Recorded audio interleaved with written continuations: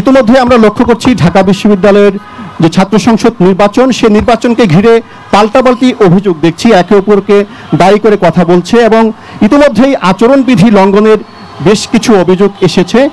আমরা নতুন রাজনীতির কথা বলছি 5 আগস্ট পরবর্তী বাংলাদেশে, কিন্তু ঢাকা বিশ্ববিদ্যালয় ক্যাম্পাসে কিন্তু নতুন রাজনীতির চর্চা আমরা দেখতে পাচ্ছি না। সেই আগের মতোই অভিযোগ, পাল্টা অভিযোগ, দোষারোপ রাজনীতি দেখছি।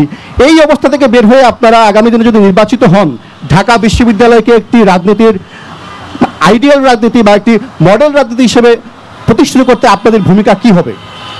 ধন্যবাদ।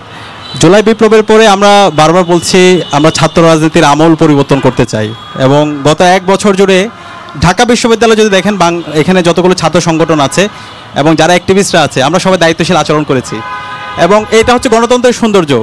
আমাদের নিজেদের মধ্যে ডিবেট হবে, আমরা নিজেদের নির্মোহ পর্যালোচনা করব, কিন্তু আমরা এখানে কেউ হকি স্টিক অথবা স্টাম্প নিয়ে যাব না, যেটা ফেসিবাদী রাজনীতিতে আমরা দেখতে পেয়েছিলাম। আবার আমরা এখানে এমন হব না সহমত কালচার চর্চা করব না, কারণ সহমত কালচার এটাও একটা ফেসিবাদের ভাষা, আবার বিরাজনীতি এটাও ফেসিবাদের ভাষা। তা আমরা হচ্ছে সহমত কালচারও চাই না, আমরা বিরাজনীতিও চাই না। আমরা নিজেদের মধ্যে কনস্ট্রাকটিভ হবে, আমাদের যৌক্তিক মাধ্যমে আমরা আমাদের নিজেদের সমালোচনা করব এবং এর মাধ্যমে আমাদের নতুন রাজনৈতিক আমরা হচ্ছে কালচারটা ডেভেলপ করব এবং সেই 1 বছর জুড়ে কিন্তু আমরা আজকে দেখতে পাচ্ছি এবং ডাকসু নির্বাচন উপলক্ষে আজকে এখানে ছাত্র সংগঠন, ইন্ডিপেন্ডেন্ট অ্যাক্টিভিস্ট, আমরা আমাদের চিন্তাগুলো শিক্ষার্থীদের কাছে শেয়ার করছি। এবং এখানে সবচেয়ে গুরুত্বপূর্ণ যে বিষয়টা আপনি যেটা বলেছেন, এখানে মানে আমরা অভিযোগ দিচ্ছি কিন্তু আমরা এখানে কেউ কাউকে ঘায়েল করছি না, সুতরাং এখানে হচ্ছে এটাকে আমরা ভালোভাবে পজিটিভলি আমরা দেখতে পারি। তো এই ধরনের কালচারের জন্য কিন্তু আমাদের শহীদরা জীবন দিয়েছে এবং এর মাধ্যমে আমরা আমাদের যে রাজনীতি, বাংলাদেশের যে রাজনীতি, সেই রাজনীতিকে আমরা একটা ম্যাচিউর পজিশনে নিয়ে যাচ্ছি।